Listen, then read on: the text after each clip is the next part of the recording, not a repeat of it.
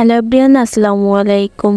যে যেখান থেকে আমার ভিডিওটা দেখছেন আশা করি সকলে ভালো আছেন। আলহামদুলিল্লাহ আমিও ভালো আছি। ভিডিওটা যে দেখা শুরু করেছেন আশা করি ফুল ভিডিওর সাথে থাকবেন। আবারও নতুন একটা ভিডিও নিয়ে আপনাদের মাঝে চলে আসলাম। চলুন ভিডিওটা শুরু করা যাক। এখানে একটি পাতিল গরম করে নিয়েছি। এবার পরিমাণ মতন তেল দিয়ে দিচ্ছি। তেলটা গরম হয়ে যাওয়ার পরে আমি এর মধ্যে গোটা গরম মশলা দিয়ে দেবো। ডালচিনি, তেজপাতা, এলাচ, লবঙ্গ এগুলো কিছুক্ষণ ভেজে নিয়ে এর মধ্যে দিয়ে দিলাম পেঁয়াজ, রসুন, আদা এগুলো পেস্ট। এবার এগুলো ভালোভাবে কষিয়ে নেব। এই কাঁচা স্মেলটা চলে গেলে এর মধ্যে আমি শুকনো মশলাগুলো দিয়ে দিব।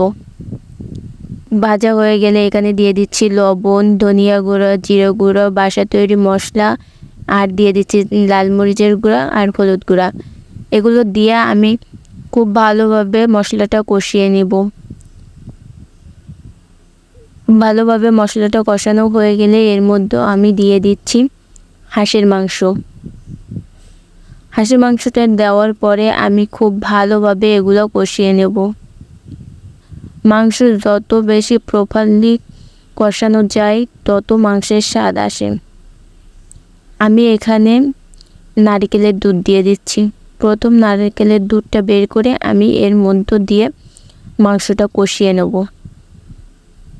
এই নারকেলের দুধটা যতক্ষণ না কমে আসছে ততক্ষণ আমি এটা দিয়ে কষাতে থাকবো।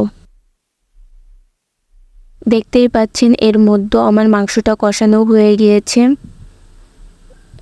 এখনও ভালোভাবে নাড়াচাড়া করে নেব কিছুক্ষণ। এভাবে একটু সময় নিয়ে মাংসটা কষাতে হবে। যত ভালোভাবে মাংসটা কষানো যায় মাংসের স্বাদটা তত বেড়ে যায়। এবার বাকি যে নারকেলের দুধটুকু রয়েছে এটা আমি এখানে দিয়ে দেব। এছাড়া আমি কোনো পানি এখানে ইউজ করব না। এই যে ঝোলটা আমি এখানে দিয়েছি এ দিয়েই আমার রান্নাটা শেষ করব। এটা ঢাকনা দিয়ে ঢেকে মাঝে মধ্যে নাড়াচাড়া দিয়ে নেব। ঢাকনাটা উঠিয়ে আমি মাঝে মধ্যে এভাবেই নাড়াচাড়া দিয়ে নিচ্ছি। অলরেডি আমার অনেকটা ঝোল এখানে কমে এসেছে। এটাও ভালোভাবে নাড়াচাড়া দিয়ে একটা সময় এর উপর থেকে যখন তেলটা ছেড়ে দিবে তখন বুঝে নেবেন আপনার রান্নাটাও হয়ে গিয়েছে। এরই মাঝে দেখতেই পাচ্ছেন মাংস থেকে তেলটা ছেড়ে দিয়েছে। একটু নাড়াচাড়া দিয়ে নেব। এখন কিন্তু আমার রান্নাটা অলমোস্ট হয়ে গিয়েছে।